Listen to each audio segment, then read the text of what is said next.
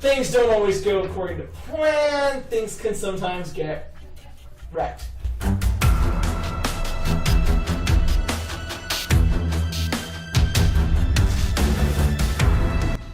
I may take things like this a little too far. I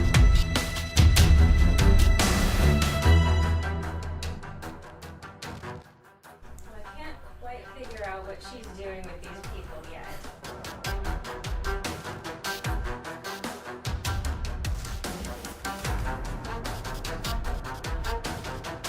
Kind of just that little ugly spot on the back of your shirt you just decide isn't there.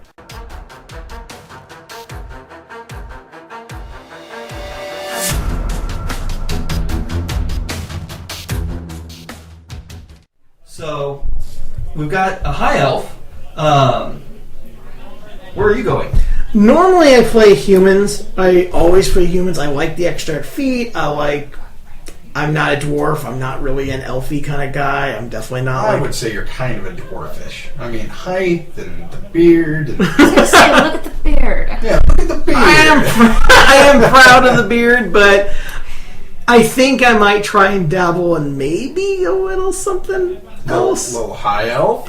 No. Little high elf. You're getting inch bonuses. So you're just leaving on the table. What's the difference between, for example, like a half elf? So, I'm not willing to go maybe full yet. I don't know if I can do just that. gonna pet a tree, not hug it. so half elf as opposed to half orc. And this is one of the interesting things. So they divide their races in two, right? And there are two sets of races. The first set of races is common races, and that's your dwarf, elf, human, right, halfling are common races. And then you hit the uncommon races. And the uncommon races are where they throw half-elf. So half-elf used to be a fairly standard, very approachable race. Yeah. But That was half-elf, its own class in the first D&D. half-elf is now lumped in with dragonborn tieflings, half-orcs. All that. Whoa. You realize there's a handy index in the back. Oh, the index is in the back. Why am I looking for a table of contents in the front? Page 38. Well, usually the table of contents is in the front, then there's an index in the back. You just There's a new character. Fred. Why couldn't I have rolled that? That would have been actually nice. I can't believe no one got 18. This is what's interesting about the minor races, and I kept flipping past it. So if you look at the amount of book space dedicated to any of the minor races, we've got 2 pages dedicated to half elf. If you flip back and compare that to elf, we've got page 1, 2, 3. Oh, wow. 4, all dedicated to elf, plus a sheet of full page art. Okay. Well, and not to mention, though, with it comes like elves specifically, they're calling out, like, here's what a drow elf is, here's what the high elf and the wood elf. Right. So half elf, first off, it's generically approached. So there's not a lot of discussion about lineage. It's not like you're half drow or half high elf or half wood elf, even though all of those types of elf are presented. They're not pulling that into the high elf. They're not fleshing it out. And they're kind of just leaving it to you to split the difference culturally and figure out what your influences are. Go read human, go read elf, and then kind of figure out, without really fleshing them out, uniquely as their own thing. Okay. Which is, appropriate to an extent, but I can't help but feel like it cheats kind of their minor races a little bit to have less text, less exposition dedicated to that. On the flip side of it, there's already a ton of pages dedicated to character creation and to those races. So it's understandable to trim that down somewhere. And this is one of the places where they did. Okay. So what you're getting with a half-elf is a charisma score increase and then 2 other ability scores of your choice up by 1. Oh, okay. So, and this kind of reflects that, what is your lineage? Human has a lot of versatility to it, but you're pulling in charisma and then 2 other stats plus 1. So That's not what bad. that's what your half elf gives you. In addition to the kind of dark vision and the advantage versus saving throws for sleep and charm, those kind of traditional kind of elven resistances. So you're picking up those traditional elven bits, and then some flexibility in your stats. So normally, even when I'm playing a human, I like to play, if I'm going to go some sort of arcane user, I like to play a wizard. I like the versatility.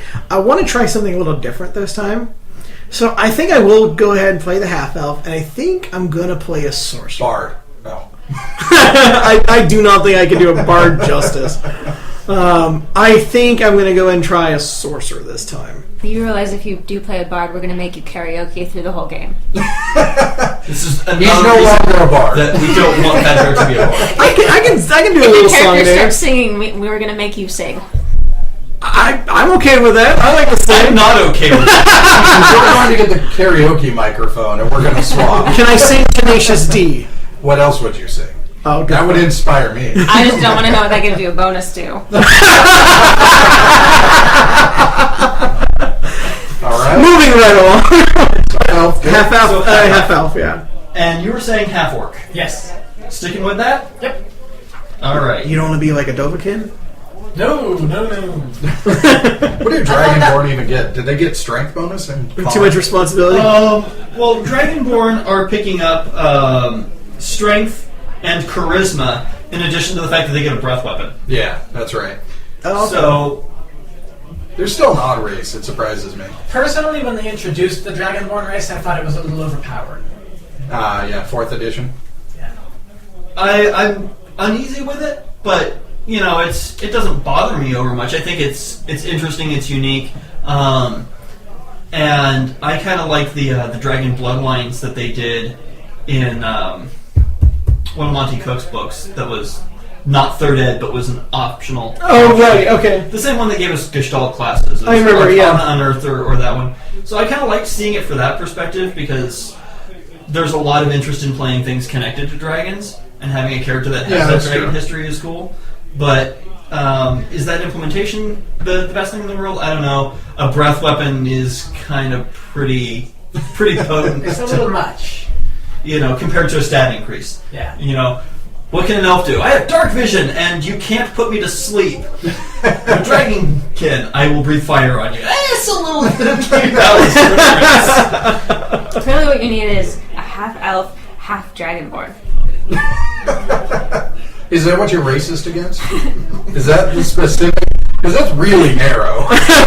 Yes. We're not likely to run into that too much, I don't think. So I'm cool with stat-wise for dragons. you, what you're looking at with your half orc is a +2 to your strength, awesome for your barbarian, and a constitution increased by 1 as well. So That's not bad. good meat shield. Yeah. Yeah. Well, that's his job. What I like, and correct me if I'm wrong, there's not a lot of charisma penalties. It doesn't seem like there's any real penalties, but I was always uncomfortable with the idea of like dwarves got a -2 to charisma back in 3rd and 3.5. It's like, well, yeah, but if you're out with other dwarves or you're whatever, I didn't understand and again, where it's the not charisma. attractiveness, right? It's, Yeah. It's actual like influence. And if the Dragonborn get bonuses to charisma, I don't see why a dwarf can't. Right, yeah. I think the thing with the dwarves is that they're traditionally, in the lore, very gruff, very abrupt, Sure. very, High elfie. in your face. Gonna be something in your face. You're not gonna make me be the one to rewrite my character. I think it's gonna be her. And I think that's where the charisma penalty comes from, is this very traditional, gruff portrayal of the dwarves. Right. Which I think has been changed over much of the fantasy of recent. Well, and by recent I mean last like 20 years. I think we can thank to an extent the recent success of the Lord of the Rings movies. Yeah. To kind of reshaping people's perception of Yeah. dwarves and having some very likable and relatable dwarf characters, especially the recent Hobbit series of movies Yeah. Exactly. that have to be on people's minds when they're crafting something like 5th edition D&D, is that we're seeing an entire adventuring party of dwarves in popular media, and they're strong, relatable characters that nobody's looking at as these, it's the dwarf. No, these are strong, relatable characters. And even that we Gimli like. from the first 3 movies, he does have some of that gruffness to him, but he also has, a bit of, warmth, loyalty, very positive characteristics. And yet all we remember is not the beard! Actually, I think I find most amusing is that it was really J.R.R. Tolkien's books that set that dwarf persona up, really. Yeah. So now it's the movies that make them lovable again. It's popular culture, right? The movies Yeah. are going to be more drivers than the books. Well, that explains 4th edition with superheroes, so... Yeah. So we've got our half-orc Josh. No, not a half-orc. I don't think the rogue half-orc's going to work out. Actually, I'm thinking I'm going to represent the human race, because frankly, someone needs to. Someone needs to be human. And I'm just going to take that +1 across the board. I assume it's all stats? Is that what the deal was? Well, I know I have choices, but that's the one I want. And now we see who winds up picking the human. you It can is a good definitely, choice. go ahead and go with everything across the board by 1 if you don't want to take the bonus feat. The other option is that you get 2 stats of your choice to increase by 1, you get a proficiency in a skill of your choice, and you get a bonus feat. All you got to do is to me, Jake. I knew where I was going to go with it. Ooh. That's the DM's And job. remember, there are feats that can give you a bonus to a stat. So you could wind up with a total of +3 as opposed to a total of +6. I would be more than happy to take the 2, the extra feet, and the extra proficiency. Can you be more than happy, or is that like psychotic territory? I think since it's still happy, it's kind of that borderline area. What has your wife done to you? You don't want to It's know. about happy. There's, ecstatic, elated. Yep. I'm just He saying. doesn't know that, but they do exist. I haven't been more than happy in years. All right. So we've got our... No one's going to go tiefling. You know, seeing I as I actually hope do not. like them. I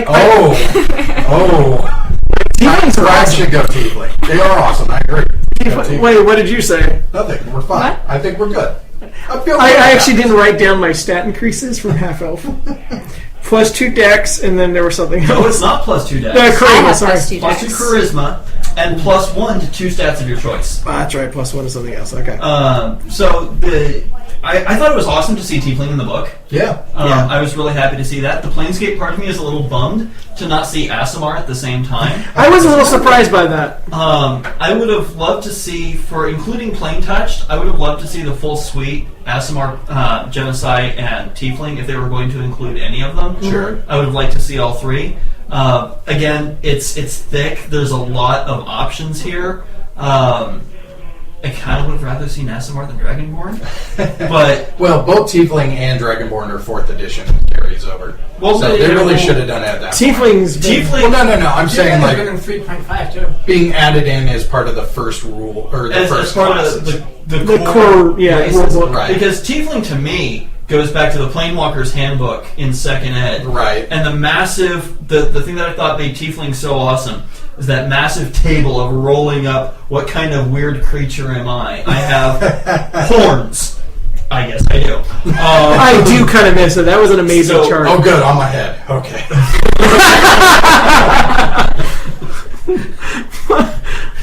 Anyway, I can't go Talk ahead. about elbows. crap! I can't sit down.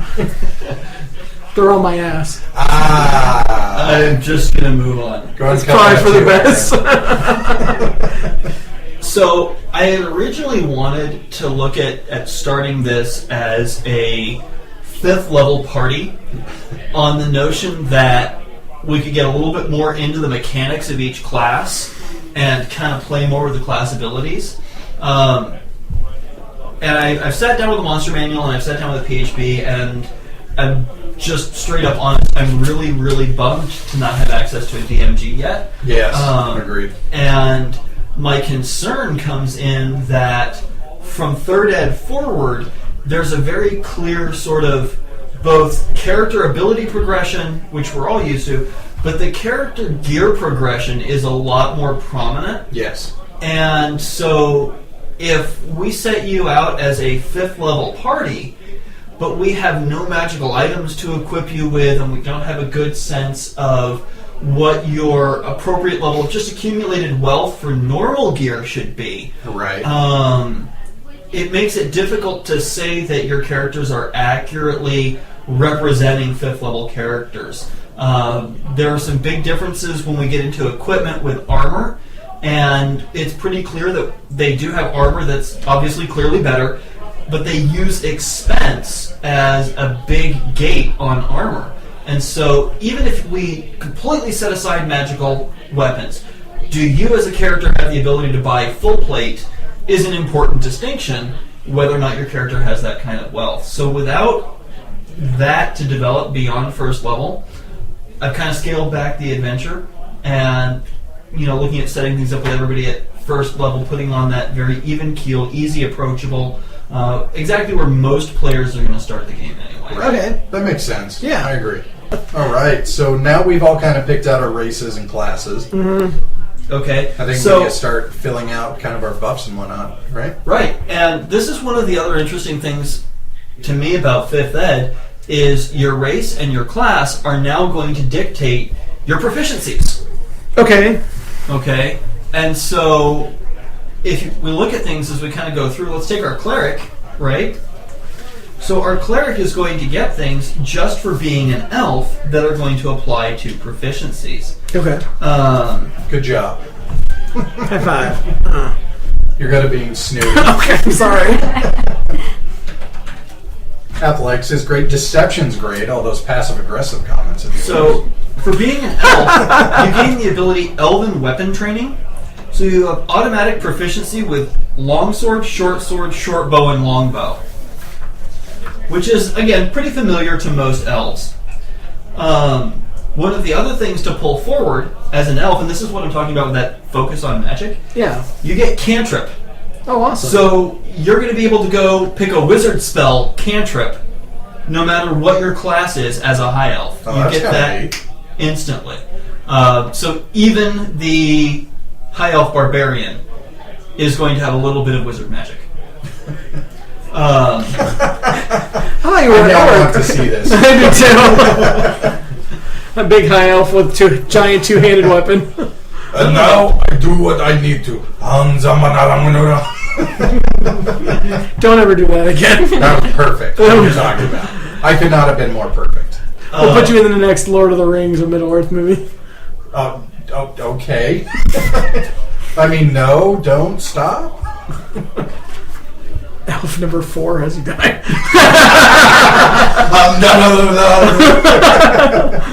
Cut! As long as I get to keep the outfit afterwards. That would be awesome. So, continuing to flesh out our cleric. Oh, yeah, cleric. The proficiencies that you get for being a cleric, you get proficiency in light and medium armor, and you get proficiency in shields. Wow, not heavy. No heavy. So clerics retreat from being the backup heavies. Yeah. Or first heavy, depending on how you build them.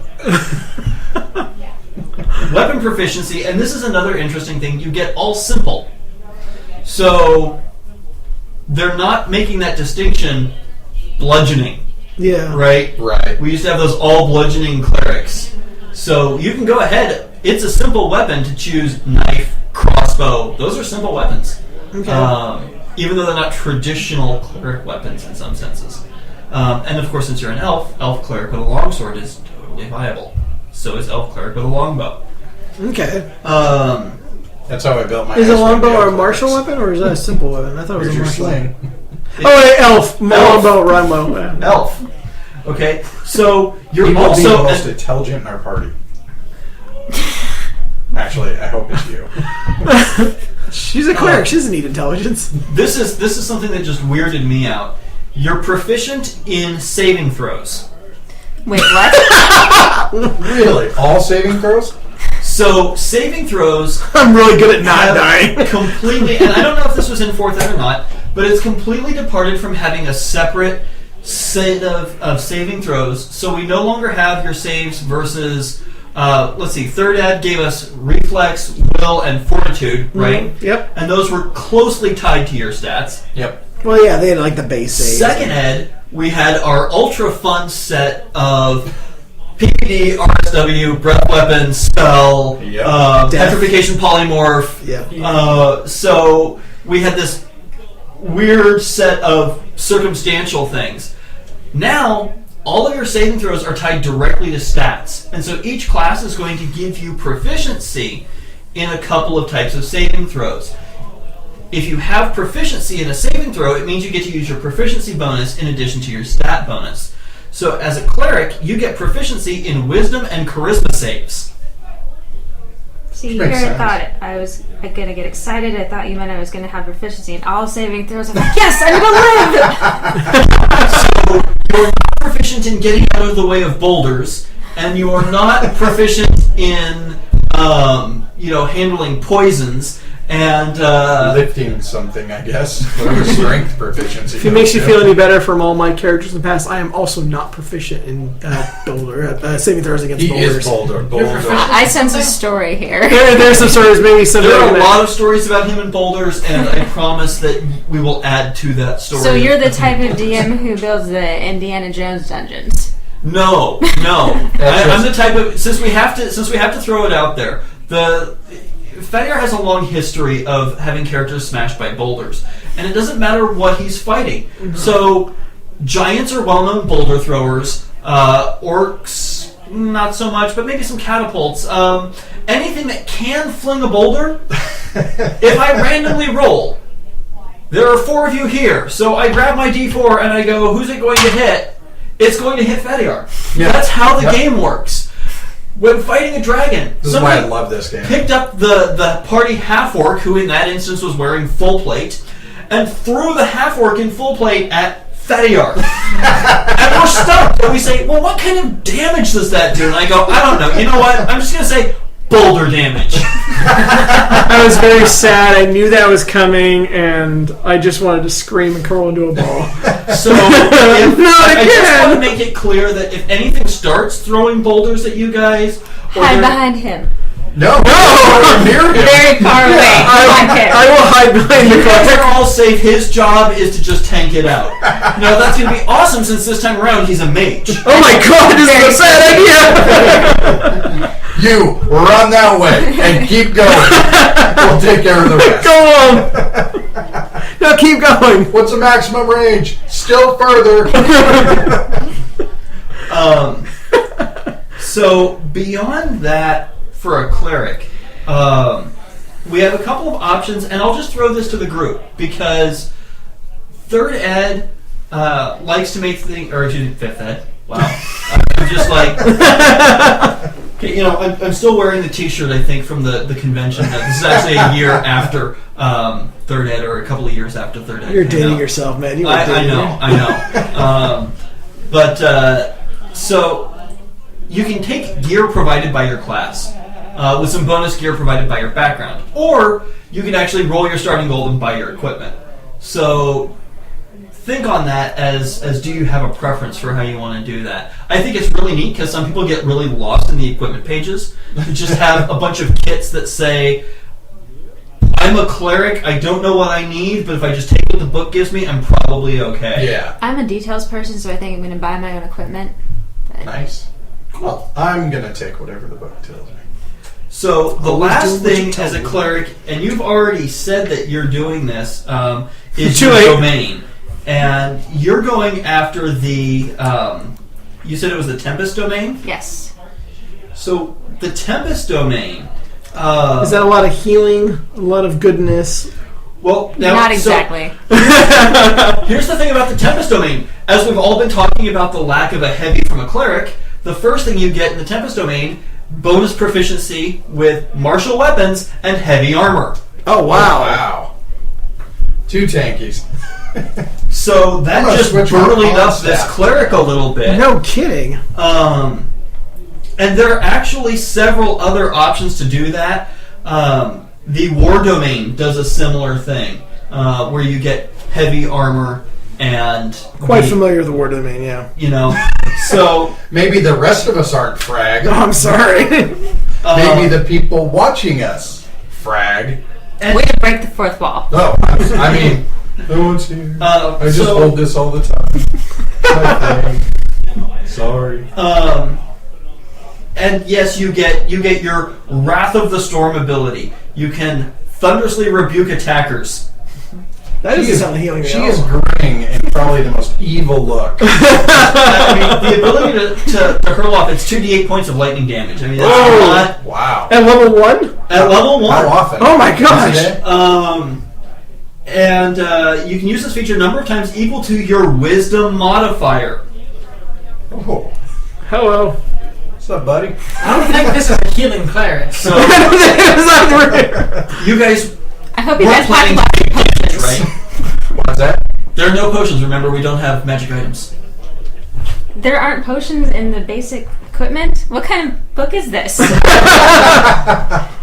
You're that wizard. We will get to your semi-magical trinket in a little bit, I promise. Quasi and semi-magical trinket, yeah. Okay. Okay. Why do I get the feeling it's like a placebo effect? Everything after that is really second level and up, but you do also get 2 domain spells, Fog Cloud and Thunder Wave. Take extra fees. So that's rolling to you. Wow. Okay. So Fadiar. The frag. Whatever. Oh yeah, you admitted who you were on our last podcast. Yeah. I forgot. Go check it out. Gamergate. Yay. HardcoreCasualGamer.com, which is probably where you're watching this. Subtle. I think they're watching it on YouTube. So for you, Yes. proficiency-wise, you're getting nothing from your race. No. You gain proficiency in 2 skills of your choice. Woohoo! So you get some of that. Go pick something to figure out that you're good at. Okay. And you said we're looking at wizard. Right? Sorcerer this time. Sorcerer. Oh. Sorcerer this time. Now you'll have to educate me a little bit. If I'm not playing a fighter or a fighter cleric, I'm playing a wizard. So you'll have to educate me on some of the differences between those two, or at least what does a sorcerer do? So your sorcerer is your inherent magic user. Okay. Right? The wizard is your archetypical, your Gandalf figure, since we've been talking about Lord of the Rings. The studious, bookish mage who is poring over musty tomes and gathering knowledge. Sorcerer is more of an inherent user of magic. Okay. So less trained. Often there's a conversation with sorcerers about some kind of dragon bloodline, something maybe non-human in the blood that gives you these powers. They not quite necessarily something demonic. That's getting off into warlock. But you've got that Sounds fun. something little extra that you've always had magic, and You so should that's still kind of be your a sorcerer sorcerer. approach. The big thing with sorcerer is that it does limit your spells known. So mages, you get these big books and you keep copying things down. Sorcerer, it's inherent.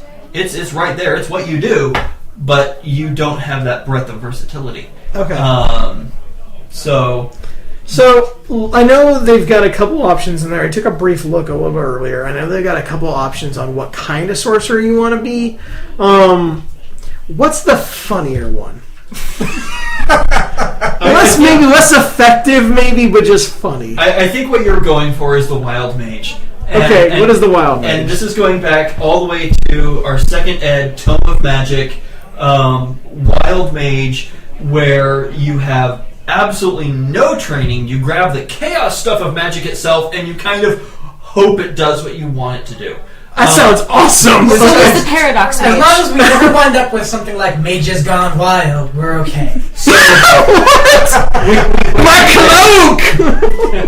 We do get our lovely wild mage table of strange random things that can occur when you try to use magic. Please let us know. Just highlight it. I just want to make clear that it's not intentional if at any point you roll back to back 2 different things. The first one, which, according to the table, turns your skin a vibrant shade of blue, and the second one, which reduces you to 1/12 your size. So, if you are 6 inches tall and blue, You are not putting me in your pocket. I'm going to put a white Try to hat stop and white me. pants on you and make you sing the Smurf theme song. I'm not Papa Smurf. You will be. You are not going to be Papa. I didn't say red. I said Papa Smurf, not Popeye. I said Papa Smurf. He wore red. Yeah, but he's The rest of Smurfs wore white. Oh, fair enough. All right. This guy. Sorry, I haven't You seen. can be that little nerdy one with glasses that was always going after Smurfette. Were they all of them? Moving on. So, the Wild Mage, you have a chance while you're casting any of your spells to trigger some kind of extra effect, and some of them are just silly. You turn blue. For some of them, you get interesting bonusy effects that can be mechanically sort of cool. You can cast Levitate on yourself, accidentally, along with your desired spell effect. Now that's both cool in the sense that you might be able to levitate away from things that are attacking you. It's also cool in the sense that somebody in the party with high strength can grab your ankles and tow you along like a balloon. Oh no. Maybe. Really? We're only going to do this when the party is underground. I was actually wondering, remember those toys that you wrap it around your hand, they're a balloon, you just punch them? They bounce back and forth? That's what I was kind of doing. Yeah. So, no. There are good things, there are bad things. I will take it. I think it'll be sufficient to this game to just stick to the table, but of course, I encourage any DM with a Wild Mage in the party to construct their own table, and if you need more ideas, then sit down and watch Looney Tunes and start thinking about dropping anvils and safes on things, and you'll find plenty of inspiration for fun things to add to the table. Nice. There should be a chance for things from our world to pop in there. Like, I just want an AK-47 to land in Sorcerer's hands for a little bit. You know, I'm having a flashback to the Encyclopedia Magica, and the companion item to the robe of useful items, the robe of useless items. That's right. Yeah. Which could produce such things as a death ray gun that instantly slays anything that it shoots. Batteries not included. Well, we got a lightning lightning cleric. There was over here. also a dueling set of weapons, so it gave you a matched pair of rubber daggers and glass shields. That is so funny. I forgot all about that. So Awesome. Okay. These kinds of things can serve as great inspiration for fun things to do to a wild Well, mage's this defense. sounds like exactly what I want. This is going to be awesome. So noted, be at least 10 feet away from the mage when he's casting spells at all times. Or boulders are being thrown. You know what? We should just be 10 feet away from the sorcerer. Guys, come back! Why is the barbarian holding a string tied around me? No reason. Keep casting. All right. If you guys like this, subscribe below. Check out hardcorecasualgamer.com. Signing out. I'm Josh Courier. The frag. Danielle. Aaron. And I'm Jason.